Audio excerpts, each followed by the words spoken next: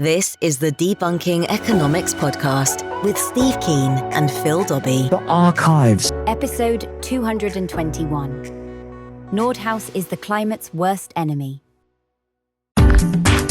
William Nordhaus is a joint Nobel Prize winner for economics for his work on climate change. But is he helping the climate change cause, or is he hindering it? Today, Steve explains why he thinks Nordhaus's work is simply reassuring us that taking action against climate change will be more costly to the economy than living with the consequences. Now, that is a mighty gamble. So, is Nordhaus doing a lot more harm than good? And what are the standout arguments from Nordhaus that are clearly not right? That's today on the Debunking Economics podcast. And by the way, there's also a video available of this conversation, but I have to warn you, Steve was just back from the gym, he's wearing a singlet, and you might not be ready for quite such excitement. So in which case, just stick with the audio version of this podcast. Welcome along. Now, look, I remember on this podcast when we first spoke about William Nordhaus becoming the joint winner of the 2018 Nobel Prize in Economics for his work on economic modelling of climate change. And at the time, I remember I suggested to you that, maybe this is a good thing because at least it put the idea of climate change having an influence on the economy onto the agenda. But how wrong was I on that? Because his DICE model, the dynamic integrated model of climate and the economy, well, the DICE model is decidedly dicey, isn't it? We've since discovered. And it seems that he, like many economists, seems to be saying that, the idea of limiting temperature rises to 1.5 degrees is just too costly. The costs outweighs the damages. Would actually be better doing nothing at all, which is very convenient, isn't it? But I mean, so how can he say that when we all know that the impact of climate change unchecked is going to be catastrophic? We can't just let it go. Well, he's actually made up his own numbers to make it look like it's not catastrophic. And this is the thing that surprised me, because I remember when that first happened, and I actually had the same thing. At least they're giving an award to somebody who's worked on climate change. I'd forgotten that his first real sortie into the area was to attack the limits to growth. And the predecessor report done by Jay Forrester, is one of the world's truly great intellects. And Forrester had designed what he called system dynamics, and one of the first applications he made of that outside applying it to manufacturing plants was to consider the world as an overall system where there's population growth, which is possible because there's food growth, which is possible because we are using petroleum-based fertilizers to grow more food, which is possible because of the amount of energy, et cetera, And he did all the feedbacks and came out with his own set of predictions slightly before a third model. He built what he called World 1 and didn't publish it. World 2 was what he spoke about and Nordhaus criticised, and then World 3 became the basis of limits to growth. And Nordhaus was completely and absolutely disparaging of this. Now, knowing this technology myself, and having read the same book when he wrote those disparaging remarks back in 1972, 73, I knew he was wrong in most of the claims he made. For he said there was not based on empirical data. Now, in fact, what the authors had done quite painstakingly before they wrote the book was to build a set of indices for population, pollution, land use, available reserves of resources, compressing all those things into a set of 7 or thereabouts numbers, which they then had a time series for going back to 1900. And what they did, first of all, was to make sure the model backcast from 1970, I think is when they began the model, from 1970 back to 1900 and roughly fitted the data they had. And then they ran it forward. Which is convenient, isn't it? So they had... That's his idea of empirical analysis, in other words. No. That's what's the limits to growth did, and that was valid. Right. Okay. So Nordhaus didn't even know that happened. I mean, the guy's capacity to read something and not see what's on black and white paper is quite remarkable. We'll talk about that later. But he claimed there was not that's garbage. There was empirical data behind the World 2 model, behind World 3. The mistake that the authors of World Limits to Growth made was not publishing that actual data in the book itself. but they did refer to it. It was available. It was in previous studies. But it was a general read, wasn't it? I mean, the Club of... Because this all came out of the Club of Rome. Limits to Growth was sort of like the accessible, buy it in an airport bookshop, general read for everybody, because they wanted to get it out to as many people as possible. So understandably, they didn't... Yeah, and they cut down some of the technicality. That's correct. And so when Nordhaus's first paper disparaged the limits to growth and Forrester's work, Forrester wrote a reply which wasn't published in an economic journal, pointing out that all the tricks that Nordhaus did with the model were wrong back in 1972. And that's the background story. From that point on, Nordhaus specialised, so-called, in climate change, economics of climate change. Yeah. And so I then, when I had finally made my own contribution in the area by writing the work on the role of energy in production, I thought it was time for me to actually read that literature. And I'm sorry I left it so long, because having disparaged Forrester for not using empirical data, which was a fallacy, Nordhaus made up his own bloody numbers. It's the only way he can describe it. Made up numbers that fitted his preconception that climate change had no impact. Well, or very minor impact. But his numbers, I mean, just to the layperson, his numbers are becoming more evidently nonsense, aren't they? So he reckoned, based on 2005 prices, the cost of climate change, if we did nothing, it was going to be $22.6 trillion. But if we try and restrict the temperature rise to 1.5 degrees, then it's going to cost $37 trillion. So we save money by doing nothing. As I say, very, very convenient. Basically, he's saying environmental damage at 1.5 degrees is about 10 trillion. The cost of abatement is going to be 27 trillion. But trillions are big numbers, or they were, weren't they, until this year. Now we've had COVID-19.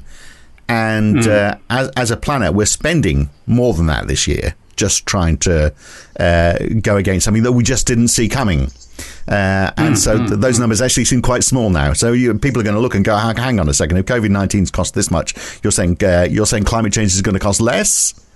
I mean, there's going to be a big question mark over that. And then that's what's going to start happening, because the claims themselves, the one that I most like, it claims from his 2018 American Economic Journal paper, where he said that a 3-degree increase in temperature will reduce GDP by 2% compared to what it would have been in the complete absence of climate change.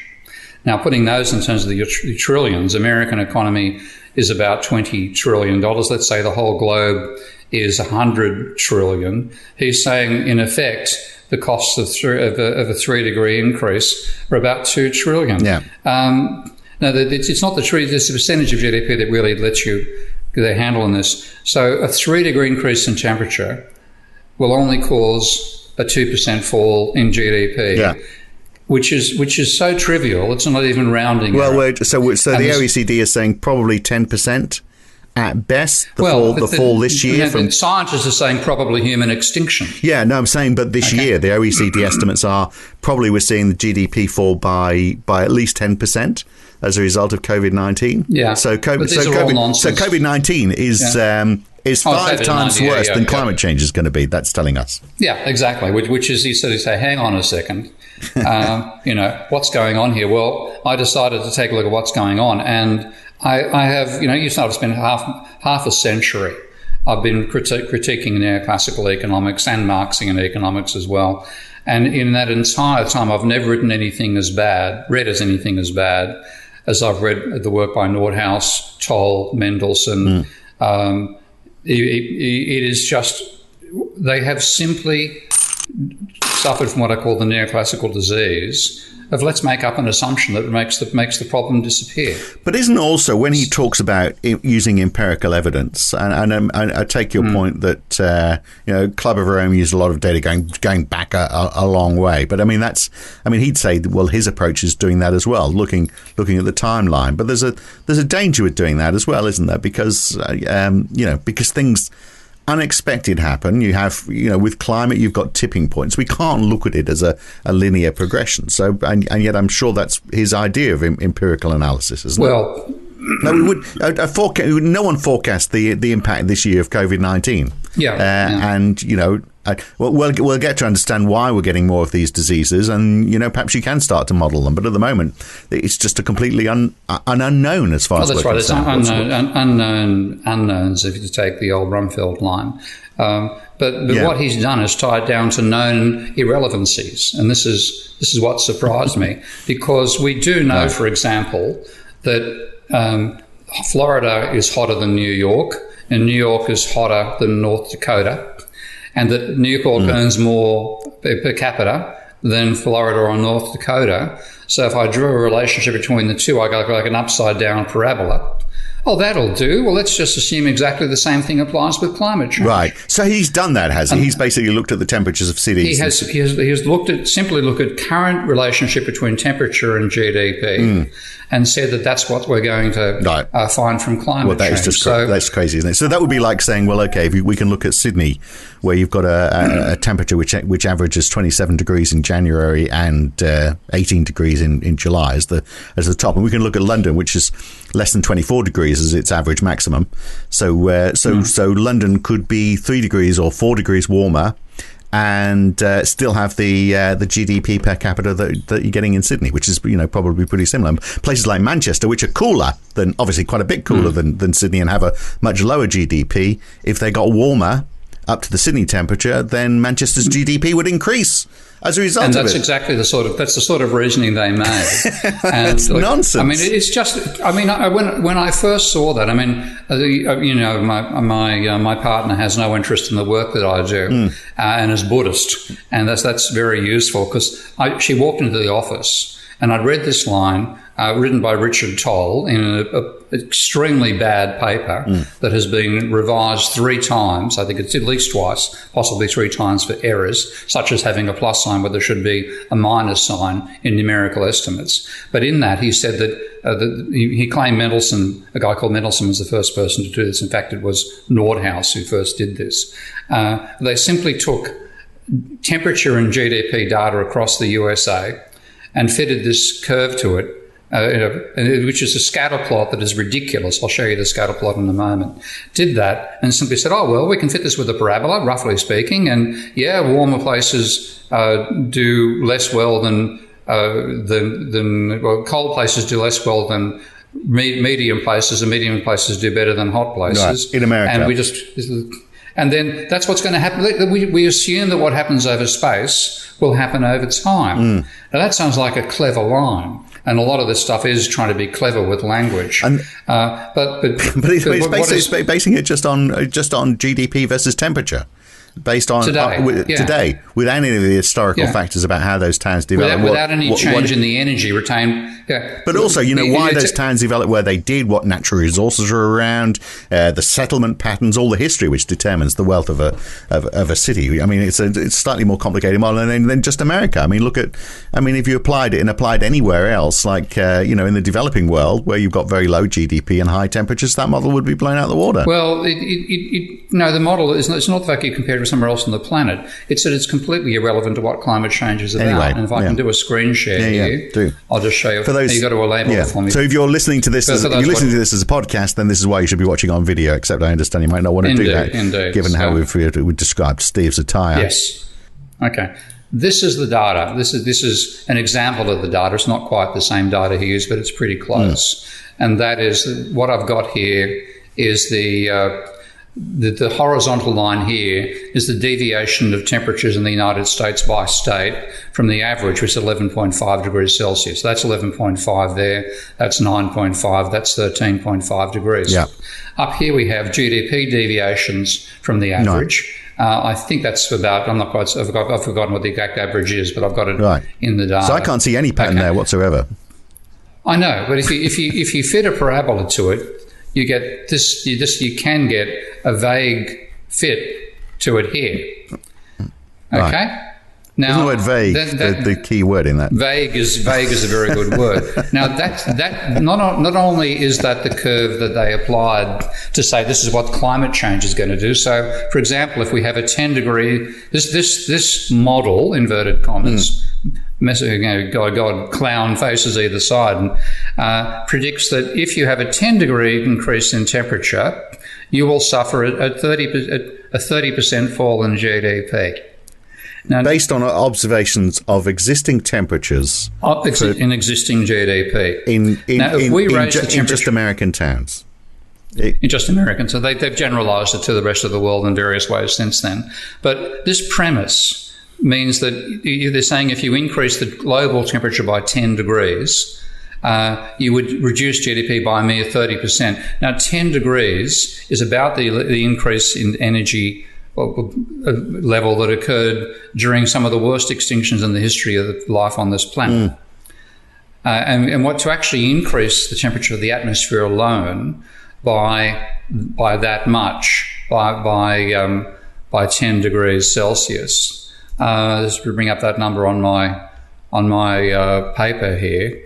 The amount of energy is equivalent to letting off a Hiroshima bomb every 1.6 square kilometres on the planet.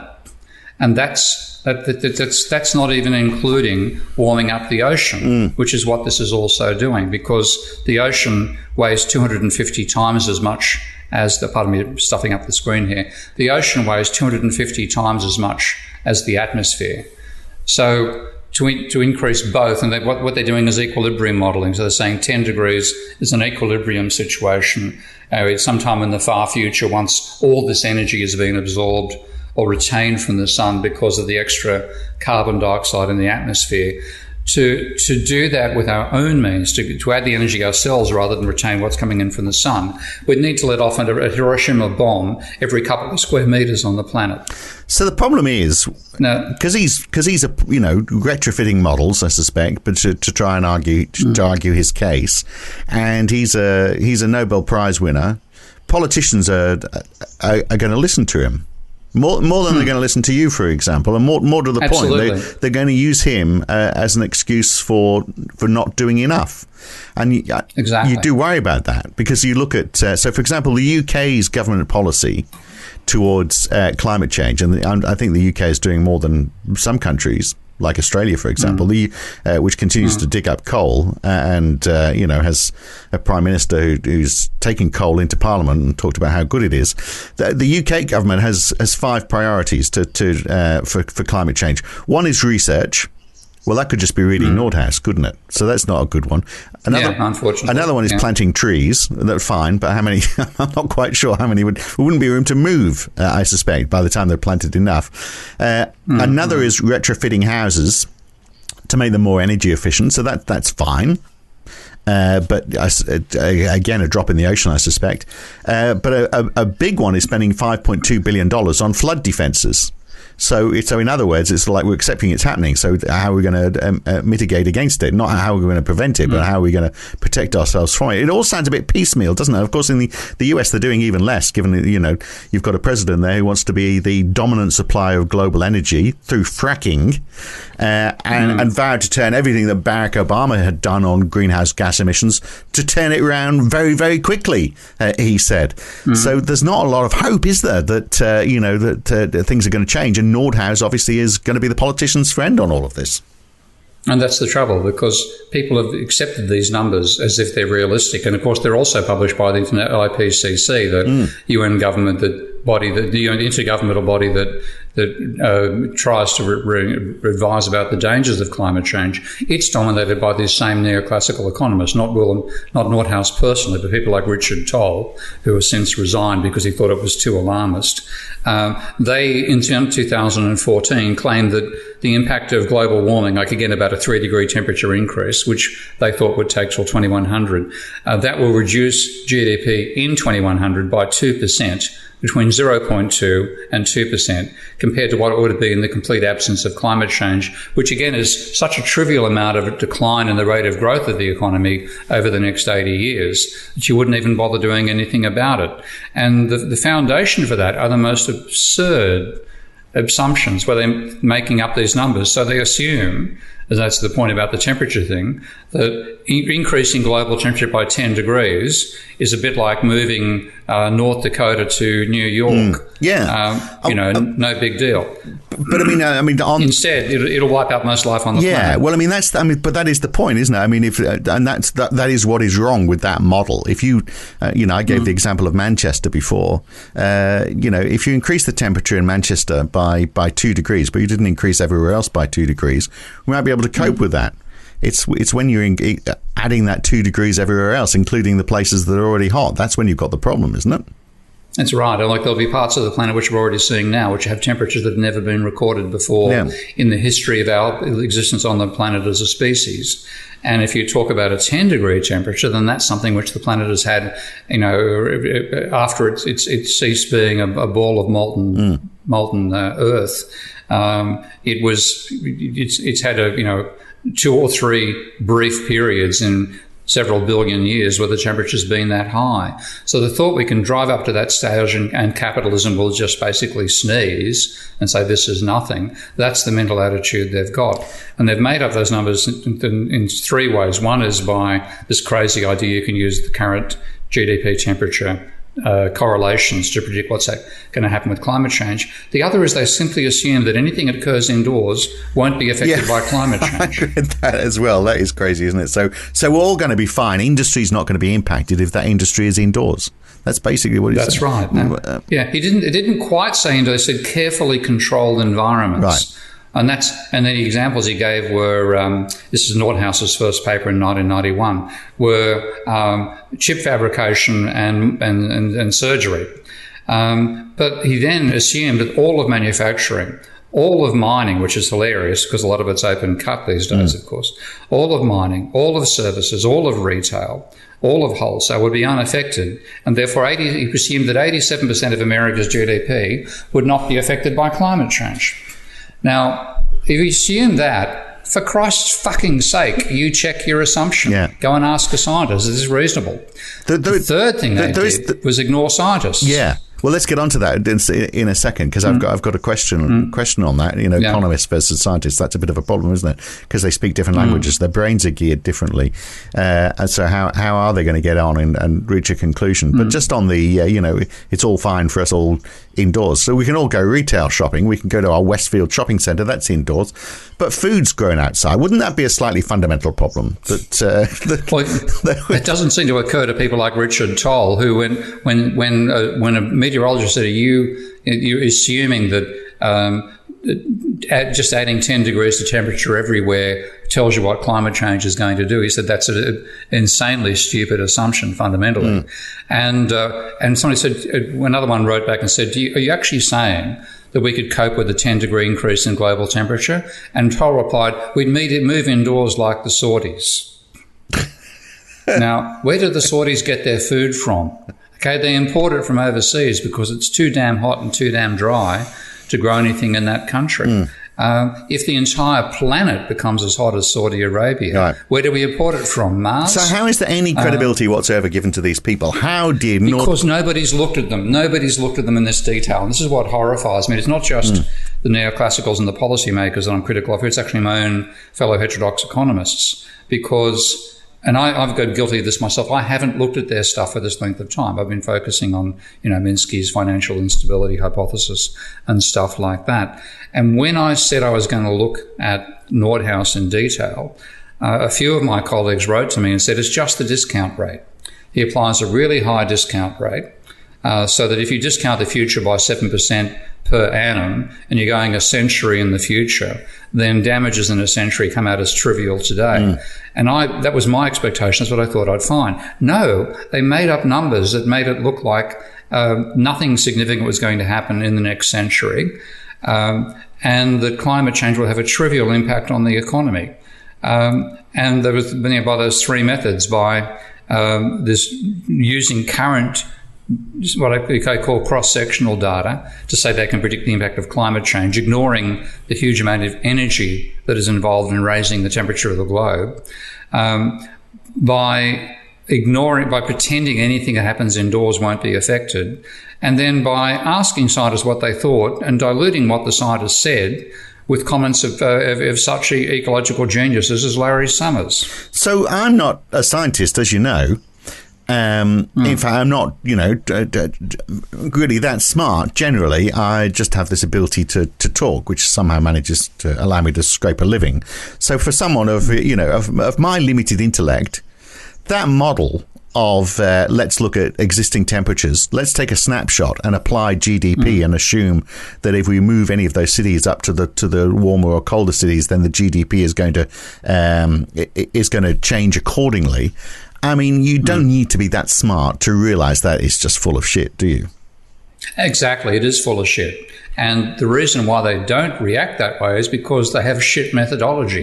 And that's why I trace it really back to Milton Friedman, because Friedman was the one who said you can't test a theory on the basis of its assumptions. And that argument is what neoclassicals throw at you whenever you try to say these assumptions are crazy. They'll say, oh, you can't test a theory by its assumptions. You simply have to see whether the predictions work out. Well, in this particular case, you don't want to find by testing it, oh dear, the assumption's wrong. Terribly sorry, you're all extinct. Oh, damn. But we couldn't work it out before we did the experiment of changing the climate of the entire planet. At least we know next time we have a planet. Exactly. I mean, next time species evolve, they'll know that this particular assumption doesn't work. So the next species that comes along after humans, if they can manage to translate our cuneiforms, will tell us what to do. So, but this is Friedman, and that's where it all comes from. I mean, and isn't this the part of the problem is that the economists and scientists are talking a completely different language. So scientists might say, 1.5 degrees, you start to get much above that, and then you really start to see an impact on the human race and ecosystems. And economists are there trying to put numbers to that and saying, it's not all that bad. And they can't compromise, can they? And economists can't say, well, look, rather than we'll make it slightly worse if you'll just reduce the temperature, increase the temperature at which things start to get bad. You can't reach a compromise. It's all or nothing. It's all or nothing, and we should throw the economists out. I want to share screen again and show you where this nonsense comes from. It's Milton Friedman, and this is an argument he made to try to get around people criticising neoclassical economics on the basis of its assumptions. And this is the argument that mainstream economists swallow when they're at university. They're saying assumptions, you can't judge a theory by the realism of its assumptions. He said important hypotheses will have assumptions that are wildly inaccurate, and therefore the more significant the theory, the more unrealistic the assumptions. Now, that's the line they swallow. And what he's basically saying, which is what they think is realistic, is that assumptions that you make a simplifying assumption. Right. So, for example, Galileo assumed, I think it's Galileo, he assumes that there's no air resistance when he drops 2 lead balls out of the Leaning Tower of Pisa with different masses. And he said that's wildly unrealistic to say there's no air in Pisa. However, it's not wildly unrealistic to say that air resistance is trivial for 2 masses of that density that close to the planet. So what is a simplifying assumption leaves out details that, if you include them, have only a tiny effect on your results. But isn't an assumption saying that if you move the temperature of one city to the temperature of another city, that city will automatically adopt the GDP of the second city? What they're doing, they're not making simplifying assumptions. They're making what somebody else called domain assumptions, a guy called Musgrave. And simplifying assumptions, the idea that the assumptions are wildly unrealistic.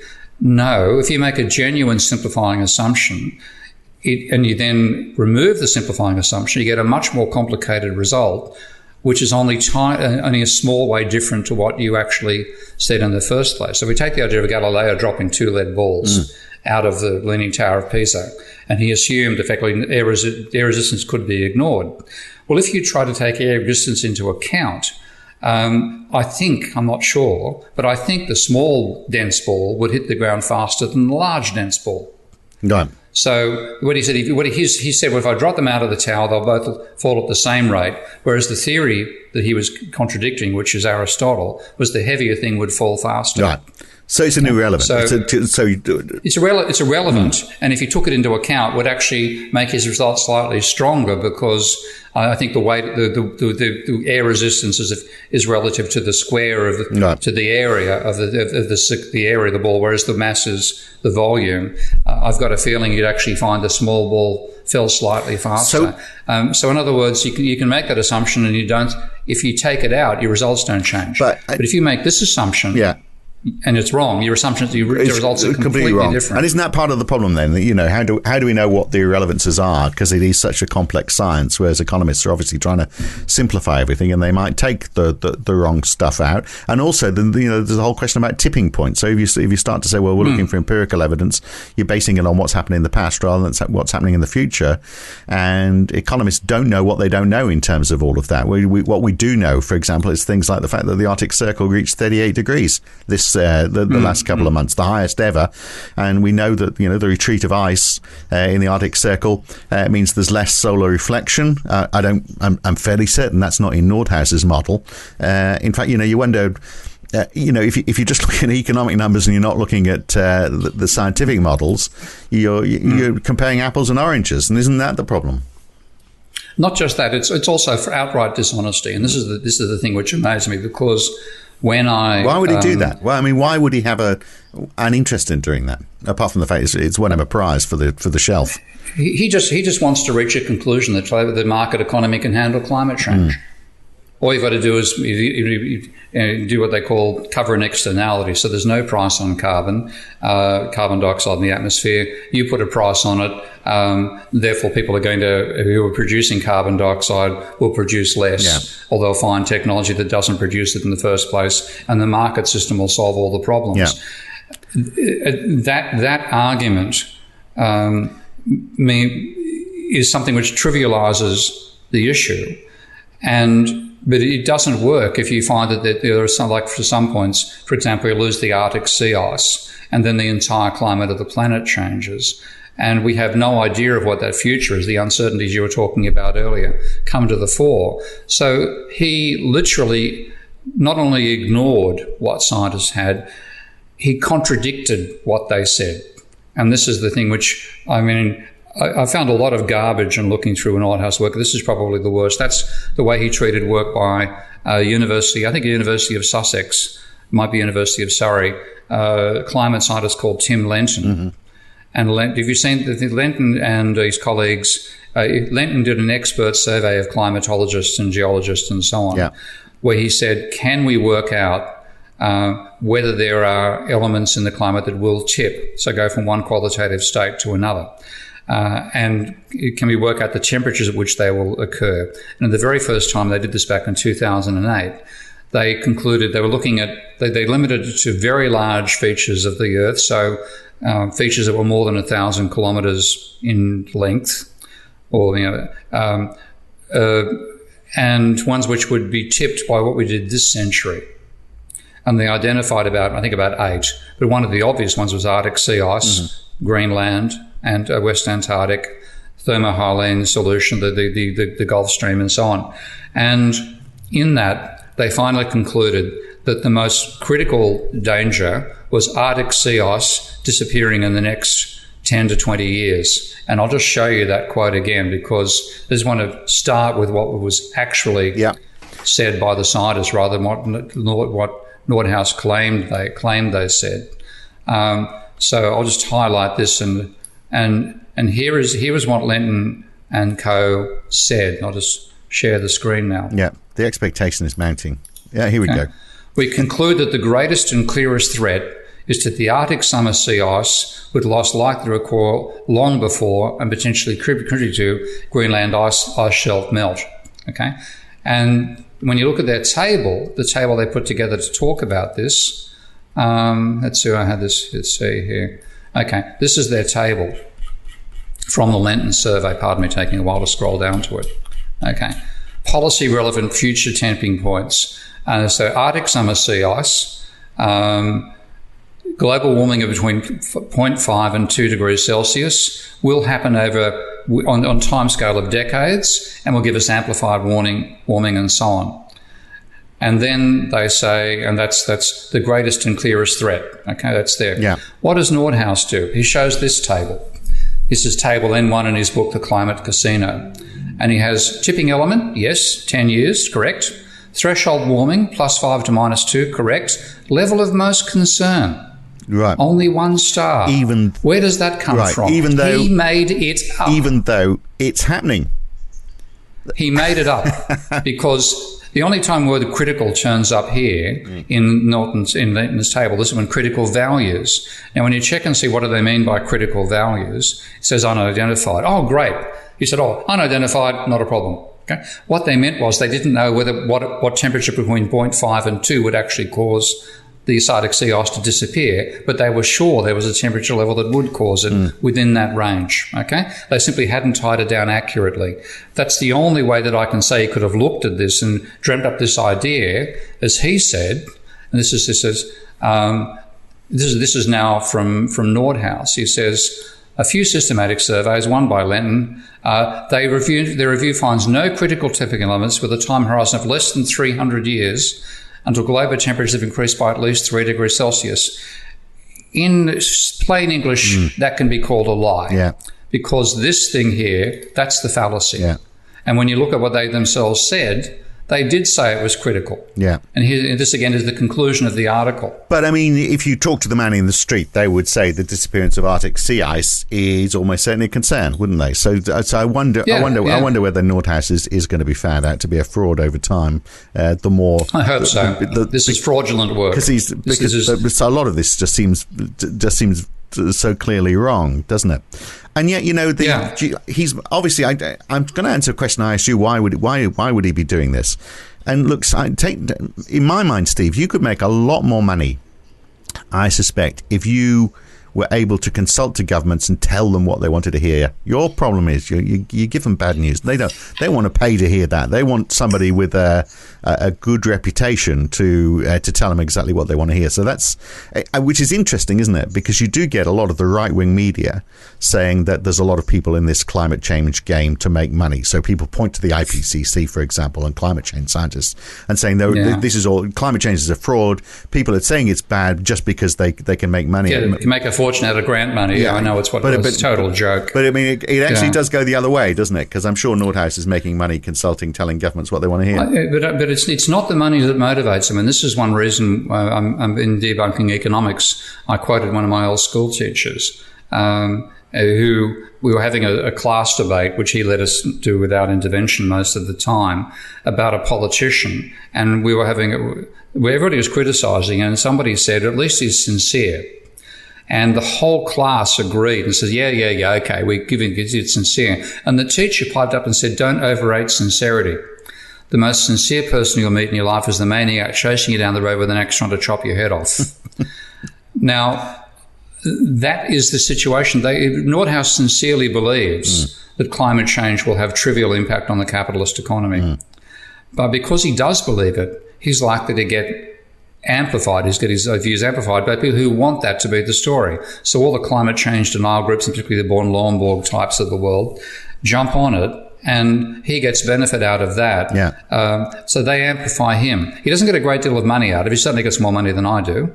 But he gets amplified because he's saying what the powers that be wish to hear. So, and his work is fundamentally, it's a cost-benefit analysis, isn't it? There's always problems with it. You look at any cost, it's hard to find a cost-benefit analysis, even for small engineering projects, for example, that ultimately are shown to have been correct. And his conclusion out of all of this is we can go hotter, but and it's going to cost us less than the mitigating action. We won't feel the impact too much. We just need to wear t-shirts and don't go in, and stay indoors. Basically, seems. Look, you're already following his example. Right, there we are. Yeah, it's lovely going outside and it's 34 degrees every day, and 37 in summer. I mean, it's insanely unconnected to the physical reality of the planet. And what amazes me is how bad the work is. I mean, I remember when I first started going, I thought I'd have to explain, first of all, partly why high discount rates weren't justified. I mentioned that to be a major thing. Yeah. And then to explain why you shouldn't use an equilibrium model, which is what DICE is. It's built on the Ramsey growth model, which presumes equilibrium through time. I thought I was going to be arguing why that was inappropriate and why you had to cover the transition process rather than moving between one equilibrium and another. I haven't even got to that stage yet. So, because the assumptions they made up to produce their so-called data were so outrageously and transparently bad. I wonder whether, and we'll wrap this up in a second, but I do wonder whether, in fact, we're not going to move far from Nordhaus in thinking, though, because if you just look at what we've been through this year, where we took a lot of mitigating action to try and prevent the spread of a virus that was ravaging the world. And now we've got a lot of people saying, we went too far and the cure is worse than the problem was, forgetting the fact that actually, we stopped the problem getting worse. And people now saying, that we should have just, the cost of the economy has been too great, ignoring the fact that if we hadn't taken that cost, then a lot more people would be dead and therefore the economy would be worse off as a result of that. We seem to forget very quickly. And I can see people quickly jumping to that same conclusion with climate change, that the cure is going to be worse than the problem, which is obviously exactly what Nordhaus is saying. Yeah, and the trouble is, what I'm saying is that the people who are saying that claim at the moment are basing themselves on research which is so bad that if they're aware of how bad the research is, then they're being duplicitous and mendacious. If they're not aware, they're being conned just as much as the rest of us are by their arguments that it's trivial. Yeah. And I really wonder, I wonder to what extent people who funded this stuff and who give Nordhaus accolades have actually read what he's written. Or just because when you read it, you just think this is just crazy. But Steve, he's got a Nobel Prize. There you go. That's one reason to shut the Nobel Prize down. All right. There is one other camp of people who, aside from whatever Nordhaus is saying, and I suspect you might fit into this, rather than the people saying, we don't need to do much because the damage isn't going to be too great. There's the other camp that says, the damage is going to be great, but it's too late anyway. Yeah, and that's the other. The question is whether what I think has happened. And looking at things like the Human Ecological Footprint Study and a whole range of other studies, we've massively overshot what was sustainable. So we've got to go backwards. And the people are talking about degrowth. We need a period where we drastically reduce the load we put on the biosphere. Now, I think we've been pushed so far past that sustainable point that we're likely to see ecological breakdowns coming through and completely overwhelming anything humans try to do in that process. So I see it as being extremely chaotic, but we simply have to try. Yeah, it sounds hard, Steve. It's better just to stay indoors, isn't it? Really? There you go. and wear singlets. All right, very good. We'll catch you again very soon. Thank you. Okay. And you got to hear that episode in full, even if you're not a subscriber to the Debunking Economics podcast. Next time, we're back to normal. So to hear the episode in full, you'll need to become a subscriber.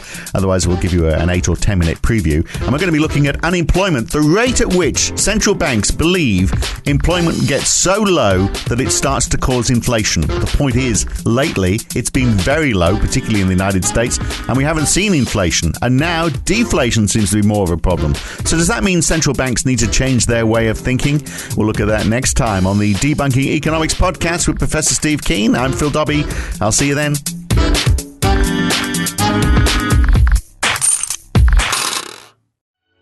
If you've enjoyed this podcast, then please share it with your friends, like it on YouTube, and subscribe to this channel.